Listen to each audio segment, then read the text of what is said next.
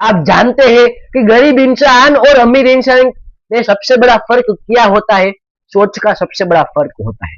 जब गरीब इंसान के पास 100 रुपए आते हैं तो वह साले सोचते हैं कि इसे खर्च कहाँ करूं, और जब अमीर इंसान के पास वही 100 रुपए आते हैं तो वह साले सोचते हैं कि इसको 1000 रुपए कैसे करूं, क्या 1000 रुपए कैसे करूं।